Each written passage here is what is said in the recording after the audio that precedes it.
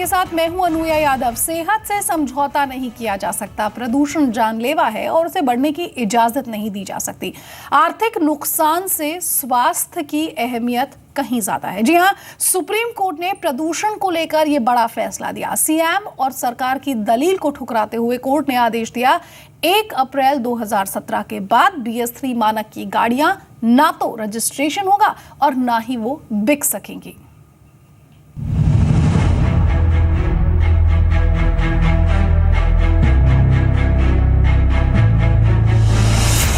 प्रदूषण पर supreme court का बड़ा फैसला। आर्थिक नुकसान से सेहत ज्यादा अहम। 1 अप्रैल से BS3 गाड़ियों की बिक्री बंद। प्रदूषण पर सुप्रीम कोर्ट का यह एक और बड़ा फैसला है। सुप्रीम कोर्ट ने सरकार और सीएम की दलीलों को ठुकराते हुए BS3 गाड़ियों के रजिस्ट्रेशन और बिक्री पर 1 अप्रैल 2017 से पाबंदी लगा दी है। यानी अब देश में सिर्फ BS4 ही गाड़ियां बेची जा सकेंगी। हालांकि सुप्रीम कोर्ट ने अपने फैसले में कहा है कि ऑटो कंपनियां चाहे तो वो BS3 गाड़ियां विदेशी बाजार में बेच सकती हैं। लेकिन फिलहाल कोर्ट के इस फैसले से ऑटो कंपनियों को भारी नुकसान उठाना पड़ेगा, क्योंकि ऑटो कंपनियों के पास करीब 8,24,000 BS3 गाड़ियों की इन्वेंट्री है, जिसमें 2 व्हीलर्स की तादाद 6,71,305 है। वहीं कमर्शियल वाहनों की संख्या 96,724 है और 40,000 से ज्यादा 3 व्हीलर्स हैं और 16,000 से ज्यादा पैसेंजर कारें हैं। जाहिर है कोर्ट के इस फैसले से उन कंपनियों को आर्थिक नुकसान उठाना पड़ेगा जिनके पास इन्वेंट्री है। इनमें हीरो मोटोकॉर्प, जिनके पास करीब 3 लाख 2 व्हीलर्स की इन्वेंट्री है, वहीं होंडा मोटरसाइकिल के पास करीब 2.5 लाख की इन्वेंट्री है और बजाज ऑटो के पास 2 व्हीलर की करीब 80,000 इन्वेंट्री है। वहीं मारुति ऑटो के पास भी करीब 6,000 3 व्हीलर्स की इन्वेंट्री है। इस फैसले का असर ऑटो कंपनियों पर ही नहीं बल्कि 20,000 डीलर्स पर भी होगा। हालांकि बजाज ऑटो ने सुप्रीम कोर्ट के फैसले का स्वागत किया है। वेरी वेलकम, ग्रेट स्टफ, बड़ा अच्छा जजमेंट आया है। दूसरी कंपनियों के विरुद्ध नहीं है। वो डिबेट ये थी कि 1 अप्रैल के बाद बनना नहीं चाहिए, वो सब मानते हैं। उसमें गवर्नमेंट ने तो सपोर्ट किया कि भी कुछ दिन बेचने दीजिए, और गवर्नमेंट ने सपोर्ट किया। पर उसमें क्या होता कि जिन लोगों ने अचीव कर लिया है, खाली बजाज ऑटो नहीं, दूसरे लोगों ने भी प्लेस कर लिया, तो उनका नुकसान होता है, उनका कॉस्ट लग गया एक्स्ट्रा। दरअसल सीएम ने कोर्ट से कहा था कि BS4 के नोटिफिकेशन में 1 अप्रैल 2017 से BS3 गाड़ियों के रजिस्ट्रेशन पर रोक की बात थी, बिक्री पर नहीं। लिहाजा उन्हें इन्वेंट्री की बिक्री के लिए 7 से 8 महीने का वक्त दिया जाए। सरकार ने भी ऑटो कंपनियों का साथ देते हुए उन्हें वक्त देने की बात कही थी, लेकिन कोर्ट ने साफ शब्दों में कहा कि कमर्शियल नुकसान से ज्यादा अहमियत सेहत की है। लिहाजा BS3 गाड़ियों का 1 अप्रैल के बाद से ना तो रजिस्ट्रेशन होगा, ना ही वो बेची जा सकेंगी। अभी इंडस्ट्री ने क्या प्लानिंग किया है मुझे मालूम नहीं है। इन्वेंट्री के लिए उनको देखना पड़ेगा, अगर कन्वर्ट करना है या एक्सपोर्ट करना है, कुछ तो प्लान करना पड़ेगा। और 3 ऑप्शन है। एक, रिव्यू पिटीशन निकालने का वापस सुप्रीम कोर्ट से, नंबर 2 कन्वर्ट करने की गाड़ी, और नंबर 3 एक्सपोर्ट करने की गाड़ी। सुप्रीम कोर्ट के इस ऐतिहासिक फैसले से एक बार फिर साफ हो गया है कि देश की सेहत के साथ समझौता किसी भी शर्त पर बर्दाश्त करने लायक नहीं है। संतोष कुमार, जी मीडिया। और चर्चा में मेरे साथ हिस्सा लेने के लिए तमाम खास मेहमान हैं। अविक चट्टोपाध्याय हैं, को-फाउंडर है एक्सपीरियल के, साथ ही साथ amicus curiae Supreme court. Harish Salve भी बस अब से कुछ ही देर में हमारे साथ जुड़ जाएंगे। सुनीता नरैन जो कि DG हैं CSC की, वो भी हमारे साथ इस समय जुड़ी हैं। हालांकि वो लाइव नहीं है, उनसे कुछ देर पहले हमने बातचीत की थी। मेरे सहयोगी नंद कुमार नायर भी हमारे साथ यहाँ पर जुड़ गए हैं। लेकिन उससे पहले सुनिए कि टाटा मोटर्स के प्रेसिडेंट मयंक पारेख ने जी बिजनेस से एक्सक्लूसिव बातचीत में क्या कुछ कहा। हमारे साथ खास बातचीत के लिए मौजूद है टाटा मोटर्स के पैसेंजर व्हीकल के प्रेसिडेंट मयंक पारेख। सर, सबसे पहले तो हमारे साथ जुड़ने के लिए शुक्रिया। सर, जो अभी जजमेंट आया है सुप्रीम कोर्ट का, जिसमें BS3 नॉर्म्स के जो व्हीकल थे उस पर पूरी तरह से बैन लगाया गया, उसको आप किस तरह से देखते हैं, कितना बड़ा इम्पैक्ट देखते हैं पूरी इंडस्ट्री के लिए? देखिए, मैंने अभी जजमेंट देखा नहीं है, and it's not fair to comment before seeing the judgement. Yes sir, लेकिन सर अगर क्या उसके बाद, अगर अब इस जजमेंट के बाद क्या ऑप्शन रह जाएंगे आप जैसे प्लेयर्स के लिए, किस तरह की और आप मतलब क्या स्ट्रेटजी बनाएंगे और क्या ऑप्शन रह जाएंगे? देखिए, आगे मैं सेम कहूंगा, जब तक डिसीजन देखे नहीं है, एक्चुअली ऑनरेबल सुप्रीम कोर्ट ने जजमेंट दिया है, विदाउट सीइंग उस पर कमेंट करना उचित नहीं होगा। यस सर, और सर क्या जो BS4 कंप्लाइंस के जो व्हीकल्स हैं, आप मानते हैं कि इंडस्ट्री पूरी तरह से इसके लिए तैयार है और एक प्रिपरेशन हो गई थी, अगर फेवर में भी आता या अगेंस्ट में भी आता तो ज्यादा कोई दिक्कत नहीं आई? नहीं, देखिए BS4 टेक्नोलॉजी अवेलेबल है, वो गाड़ियां बनी रही हैं। इशू केवल जो गाड़ियां स्टॉक में है उसका इशू है। तो टेक्नोलॉजी का कोई प्रॉब्लम ही नहीं है। और सुनीता जी से हमने कुछ देर पहले ये सवाल पूछा था कि आखिर उनकी पहली प्रतिक्रिया सुप्रीम कोर्ट के इस फैसले पर क्या है, और साथ ही साथ पूरे एनालिसिस को अगर वो हमें समझा सके तो क्या सोचती हैं? देखिए, मुझे लगता है आज का जो फैसला है वो दो चीज़ें बिल्कुल स्पष्ट करता है। एक कि जहां कंपनियों ने एक तकनीकी बात के ऊपर पूरी अपनी बात रखी, ये कह के कि देखिए सरकार ने हमें मोहलत दी है कि हम BS3 की गाड़ियां मार्च 31 तक मैन्युफैक्चर कर सकते हैं, इसीलिए हम सही हैं। मुझे लगता है कोर्ट ने बिल्कुल स्पष्ट किया है कि देखिए आप तकनीकी बात तक तो स्पष्ट आप सही हैं, मगर जहां स्वास्थ्य का मामला है आप गलत हैं। और इसीलिए कोर्ट ने बिल्कुल संदेश दिया है कंपनियों को कि आज जब इतना बुरी हालत है प्रदूषण की, खाली दिल्ली में नहीं पूरे देश में, तो आपको भी कुछ एक्स्ट्रा करना चाहिए था, आपको आगे बढ़नी चाहिए थी अपनी बात और अब कुछ कदम लेने चाहिए थे। एक ये बात। और दूसरी तरफ से कोर्ट ने बिल्कुल स्पष्ट किया है कि पब्लिक हेल्थ का जहां मामला है तो वो पब्लिक हेल्थ के पीछे खड़े होंगे और उसी के ऊपर अपना निर्णय देंगे। ये बहुत बड़ी बात है, क्योंकि आप ये सोच लीजिए कि आज प्रदूषण का जो स्तर पूरे देश में सब शहरों में इतना बढ़ गया है कि आप सांस नहीं ले सकते, हर सांस जहर है। तो मुझे लगता है कोर्ट ने बिल्कुल स्पष्ट कहा है कि ये मामला हम बहुत गहराई से और गंभीरता से लेते हैं और आपको बहुत कुछ करने की ज़रूरत है।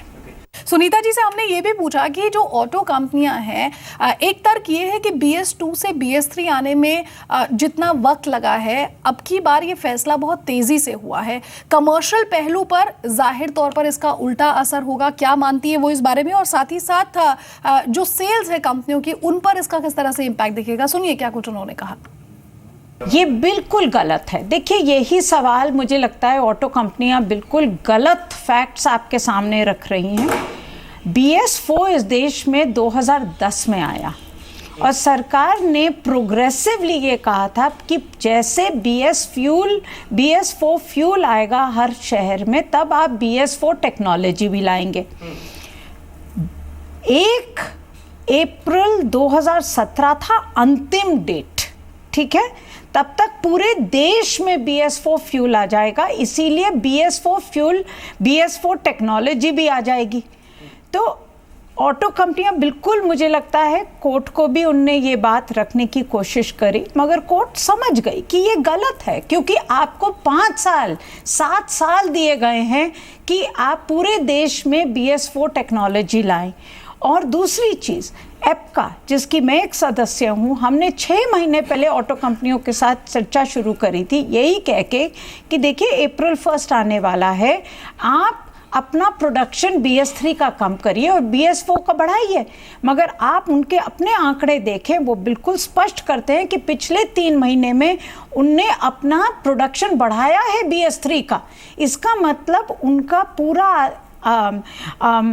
उद्देश्य यही था कि वो प्रोडक्शन बढ़ाएं और ये गाड़ियां बेचते रहें। यही कोर्ट ने मना किया है। बिल्कुल यही मना किया है। सुनीता जी से ये 2 सवाल हमने आपसे कुछ देर पहले पूछे थे। अविक चट्टोपाध्याय मेरे साथ हैं, को फाउंडर है एक्सपीरियल के। अविक, सीएम और सरकार ने जो कुछ भी मांग की सुप्रीम कोर्ट से, सुप्रीम कोर्ट ने उसे साफ तौर पर ठुकरा दिया। First, your reaction on this? Well, court का जो ओवरऑल जो ऑब्जेक्टिव था to maintain the ground that health, public health is of paramount importance, I fully agree. But to only assign the responsibility to an X number of vehicles which are of a certain emission standard or a fuel standard, ये बहुत ही short-sighted decision है. लेकिन obviously court has arrived at a decision based on certain facts and a logic which has been put up by both sides. मैं तो कहता हूं कि सेहत इतना इम्पॉर्टेंट है कि जितनी पुरानी गाड़ियां हैं 15 साल से पुरानी, उनको आप बैन कीजिए। जितने थर्मल प्लांट पावर प्लांट्स हैं उनको आप बंद कीजिए। जितना रोड डस्ट है, कंस्ट्रक्शन डस्ट है, उस पर कंट्रोल लाइए। जितनी क्रॉप बर्निंग होती है उसको बंद कीजिए। तब एक्चुअली जाकर हेल्थ पे आपका फोकस आएगा। क्योंकि गाड़ी का जो प्रदूषण है, जो वेहिकुलर पोल्यूशन है, it is significant but still not the entire picture. The non vehicular pollution is close to 80% of the cause of the total air pollution in our country. जी जी। अब एक और चीज़ यहाँ पर ये भी है कि जो करीब करीब अब 8.25 लाख इन्वेंट्रीज जो यहाँ पर पड़ी हुई हैं, जाहिर तौर पर कंपनियों को नुकसान तो यहाँ पर होगा, लेकिन कोर्ट ने ये भी कह दिया है कि अगर आप चाहें तो आप एक्सपोर्ट कर सकते हैं उन्हें। इस पर आपकी क्या राय है?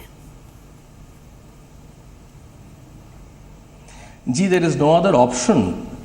मैंने सुना कुछ लोगों ने बोला कि either you convert the vehicles. Conversion is an extremely tedious and a very expensive process.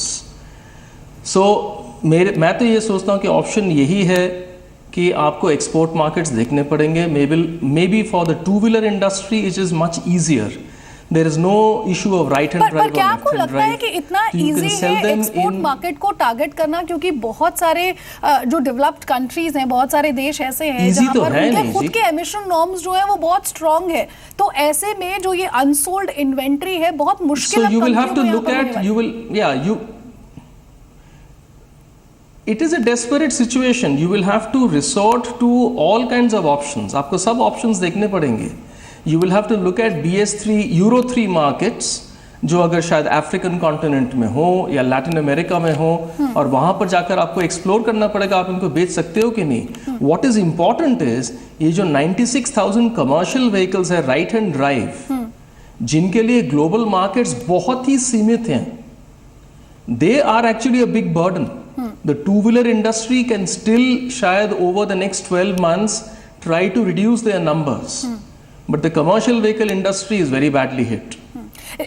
लेकिन एक और चीज़ जो मैं शायद आपसे 2 दिन पहले भी जब आप हमारे साथ जुड़े थे तो मैं यही समझने की कोशिश कर रही थी दैट हाउ एक्चुअली, अब देखिए आज के बाद शायद 2 या 3 दिन ही बचे हैं, क्योंकि 1 अप्रैल से आप ये जो आपकी पुरानी BS3 की इन्वेंट्री है आप इसे सेल भी नहीं कर पाएंगे। अब 2 से 3 दिन का जो समय कंपनियों के पास बचा है, what kind of strategy do you think they will actually come up with to sell some inventory? कुछ नंबर्स वो सेल कर पाएं। हालांकि कोई मैजिक होगा नहीं वैसे इतनी जल्दी अचानक से, लेकिन फिर भी क्या भारी डिस्काउंट कंपनियां यहाँ पर दे सकती हैं, स्पेशली टू व्हीलर्स पर? ऑब्वियसली बहुत बड़ी बड़ी डिस्काउंट्स होंगी।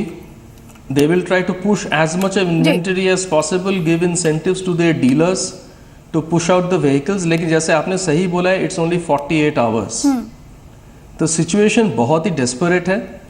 जो कंपनीज को सबसे इंपॉर्टेंट उनका एक प्रॉब्लम होगा विच इज पाइपलाइन को मैनेज करना। आप ये पुरानी इन्वेंटरी कहाँ वापस ले आएंगे, कहाँ उनको रखेंगे, and to ensure that the new production actually moves through the pipeline into the network. So inventory management पे एक बहुत बड़ा इशू होगा। फिर उसकी एजिंग की प्रॉब्लम होगी। अगर आप एक्सपोर्ट मार्केट्स देखते हो तो it will be very difficult for them to accept vehicles which are manufactured 8 months back. बिल्कुल तो ये प्रॉब्लम है। This is a problem that the industry will have to take 2-3 days to decide how to sort it out. मेरे साथ हरीश साल्वे साहब जुड़ गए हैं, amicus curiae Supreme Court. Sir बहुत बहुत स्वागत है जी बिजनेस पर, और सबसे पहले आपको ढेर सारी शुभकामनाएं। Are you at ease now? क्योंकि ये लड़ाई पिछले 2-3 दिन से जो चल रहा था, बहुत सारे सवालों के जवाब यहाँ पर हो रहे थे और आप खुद भी काफी बिजी थे, अब थोड़ा रिलैक्स फील कर रहे हैं? देखिए, मैंने आपके चैनल पे कल भी ये कहा था, ये ऑटोमोबाइल सेक्टर के लिए बहुत बड़ी बात है। ये हम लोगों के लिए it is yet another step, क्योंकि इतने इसके पहलू हैं। अब वो PET कोक का फ्यूल का बैन है, उस पर लड़ना है। अभी वो बदरपुर जो चल रहा है, जो दिल्ली का पोल्यूशन, उस पर करना है।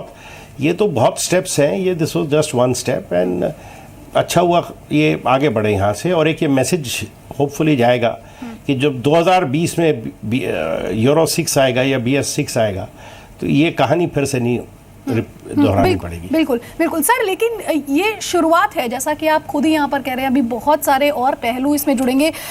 हमारे साथ पिछले 2-3 दिनों में तमाम गेस्ट जुड़े और एक सवाल यहाँ पर ये भी उठ के आया कि चलिए BS3 अब सेल नहीं होगा 1 अप्रैल से, लेकिन बहुत सारी सर ऐसी पुरानी कार्बोरेटर वाली गाड़ियाँ हैं जो बहुत ज़्यादा पोल्यूशन यहाँ पर करती है, या फिर थर्मल प्लांट्स हैं बहुत सारे। अगर मैं खासतौर पर दिल्ली NCR के आसपास की बात करूँ तो सर ये बहुत सारे और भी फैक्टर्स हैं जो पोल्यूशन को बहुत ज़्यादा हवा यहाँ पर देते हैं, हवा को और ज़्यादा प्रदूषित करते हैं।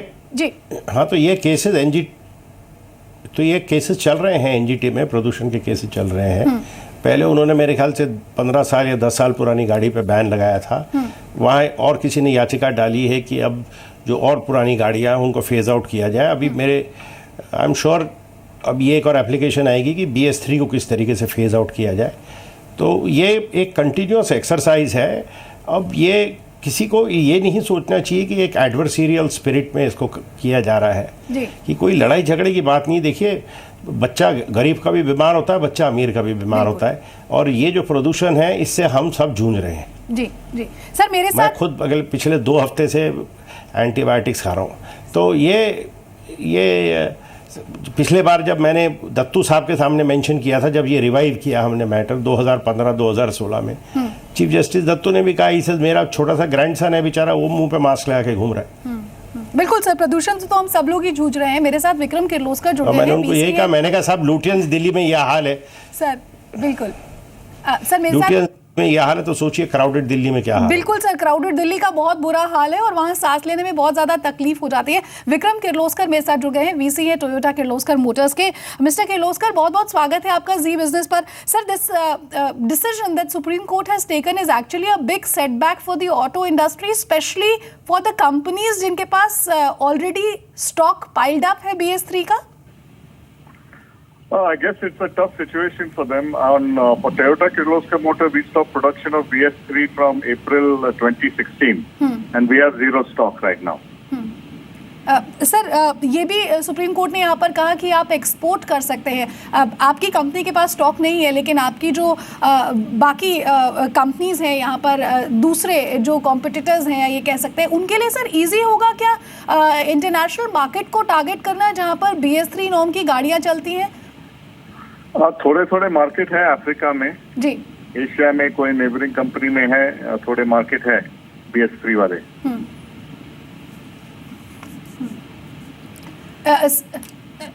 मिस्टर किर्लोस्कर, एक आखिरी सवाल आपसे ये समझना चाहूँगी कि अब करीब सिर्फ 48 घंटे बचे हैं जिसके बाद BS3 व्हीकल्स जो है उन्हें सेल नहीं किया जा सकता। You think now company, specially the 2-wheeler companies, can actually come up with good discount for the buyers and maybe then they will be able to sell of?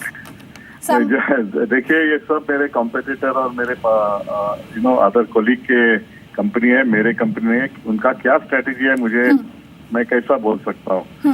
एक मैं बोल सकता हूँ कि we have to go forward in our strategy based on the environment and safety. जी, we have to reach global levels of safety and environment as fast as possible. And Toyota Kirloskar जो company है, हम 2014 से global safety levels हमारे गाड़ियों में और vehicles में हमने इम्प्लीमेंट किए हैं, और जैसा ये BS4 भी किया है, जैसा BS6 का फ्यूल आएगा तब BS6 इमीडिएटली करेंगे।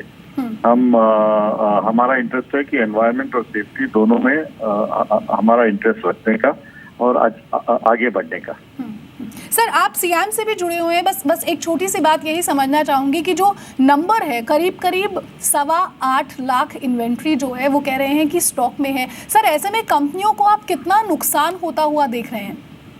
क्या अभी मालूम नहीं जी, कैसे इन्वेंट्री का तो प्रॉब्लम होगा ही, सबको कुछ तो नुकसान होने वाला है। फाइनली क्या होगा, अभी ईच कंपनी की स्ट्रैटेजी है क्या करने का। डिफिकल्ट है कैसा बोलने का क्या है सिचुएशन। जी, बहुत बहुत शुक्रिया मिस्टर किर्लोस्कर आपका हमारे साथ यहाँ पर जुड़ने के लिए। मिस्टर साल्वे, यहाँ पर आज सुप्रीम कोर्ट ने जो फैसला लिया है, जो ये बात सामने आई है, कहीं ना कहीं पर सियाम और सरकार जो कुछ कह रही थी या गुजारिश कर रही थी उसकी मांग को ठुकराया है। सर, कहीं ना कहीं पर आपको लगता है कि सरकार को भी शायद और ज़्यादा सीरियस होने की ज़रूरत है, specially when it comes to pollution levels in the country? देखिए, मुझे इस पूरे वाक़ये में एक ही बात बुरी लगी है कि भूरेलाल जी, सुनीता नारायण और उनके बाकी कमेटी मेंबर्स इतने सालों से इस काम में डटे हुए हैं, कर रहे हैं, कोशिशें कर रहे हैं। उनकी अगर कोशिशें कुछ हद तक नाकाम हुई हैं तो वो इसलिए क्योंकि उनका इम्प्लीमेंटेशन नहीं हो पा रहा ठीक से जी। और जितना भी किया है, डीजल से सीएनजी पे आए दिल्ली में, अभी जो मास्टर प्लान लगाया है, इम्प्लीमेंटेशन, ये सब एप्का का ही किया हुआ है।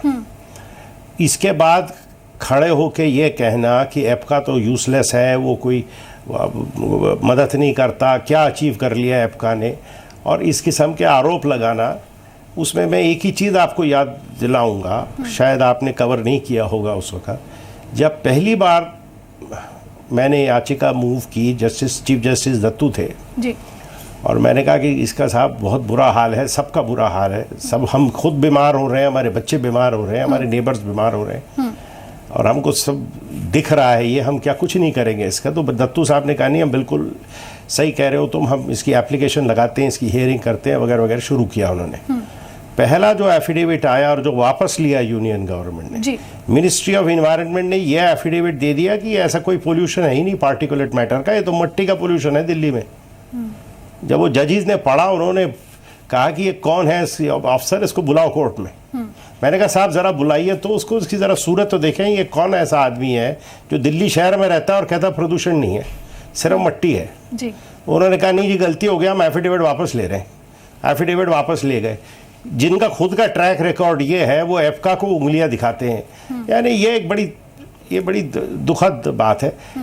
जावड़ेकर जी हैं, वो इतना प्रोएक्टिव मिनिस्टर हैं, मैंने एक बार उनका टीवी इंटरव्यू भी देखा, किस तरीके से वो मॉनिटर करते हैं जी। और उनके मिनिस्ट्री के लोग इस किस्म के आरोप लगाते हैं आके एप्का पे, ये बड़ा अनफॉर्चुनेट है।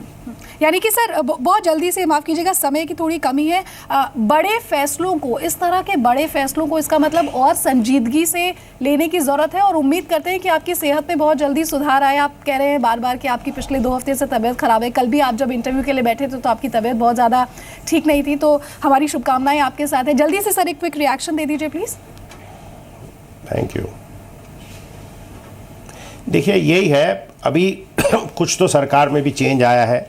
ये BS6 जो आने वाला है जी, उसको 2 साल एडवांस करके 2022 से 2020 किया जी। सरकार ने भी खूब पैसा लगाया और वही मैंने कोर्ट में कहा, मैंने कहा 18-20 हज़ार करोड़ रुपया टैक्स पेयर का पैसा लगा है पब्लिक सेक्टर अंडरटेकिंग्स में BS4 फ्यूल बनाने के लिए। अब अशोक लेलैंड कहता है कि जी हम तो पुरानी ट्रक्स बेचेंगे जी। और एक ट्रक आज भेजोगे तो अगली 8 साल चलेगी, तो आपने 8 साल पोस्टपोन कर दिया वो डिसीजन को। और उसमें क्या होता है, वो आप कहते हो सिर्फ कुछ जगहों में हम बेचेंगे पर उनको ऑल इंडिया परमिट दे दोगे, तो ये तो फिर मतलब ही नहीं रहा इसमें। तो इसीलिए इस किस्म के, और जब जजेस ने देखा कि ये रिडक्शन नहीं किया था इन लोगों ने, जैसे अब आपको किर्लोस्कर साहब ने कहा, उन्होंने धीरे धीरे कम कर करके जीरो कर दिया इन्वेंट्री। बिल्कुल बजाज ने जीरो कर दी इन्वेंट्री। माफी चाहूंगी सर, हमारे पास समय की बनाते रहे इस उम्मीद में कि एंड में, इसलिए आपको यहीं पर रोकना चाहूंगी, माफी चाहूंगी। बहुत बहुत शुक्रिया और बहुत बहुत शुभकामनाएं सर आपको। उम्मीद करते हैं कि इस तरह से फैसले आगे भी सुप्रीम कोर्ट यहाँ पर लेता रहे, क्योंकि प्रदूषण जिस तरह से देश के अलग अलग हिस्सों में फैल रहा है और खुद राजधानी दिल्ली और NCR में जो हालत है वो हम सबसे छुपी नहीं है। मेरे साथ मेरे सहयोगी नंद कुमार नायर है। नंद, बहुत जल्दी से बता दीजिए, ये जो पूरा का पूरा मामला है, इसके बाद जो कंपनियां हैं उनका क्या कुछ रिएक्शन आ रहा है, जो अफेक्टेड कंपनीज हैं? ग्राउंड जीरो पे रहने का शायद यही फायदा है कि आप लोगों से समझने की कोशिश करते हैं कि आखिर किसी फैसले का क्या करेक्ट इम्पैक्ट होगा। और जी बिजनेस की हमेशा कोशिश यही रहती है कि हम आपको ग्राउंड जीरो से पूरा हाल दे सकें। और सिर्फ हमने मैन्युफैक्चरर्स या फिर वकीलों से बात नहीं करी, हमने लीगल कोर्स के अलावा ये भी पता करने की कोशिश करी कि आखिर जो आम जनता है वो इस डिसीजन को लेकर सॉरी, मेरे पास टाइम की थोड़ी कमी है। आप ग्राउंड जीरो पर मौजूद है और कल भी हमने लोगों से यही सुना था कि उनके लिए इन कंपनियों का नुकसान मैटर नहीं करता है, बल्कि जो मैटर करता है वो ये कि देश में साफ सुथरी स्वच्छ हवा हो यहाँ पर सांस लेने के लिए। साथ ही साथ अविक चट्टोपाध्याय जी, आपका भी बहुत बहुत शुक्रिया। मिस्टर साल्वे, आपका बहुत बहुत शुक्रिया। सुनीता नारायण जी से भी हमने कुछ सवाल पूछे थे, उनका भी बहुत बहुत शुक्रिया। तो हमारी इस पेशकश में फिलहाल इतना ही, दीजिए इजाजत, नमस्कार।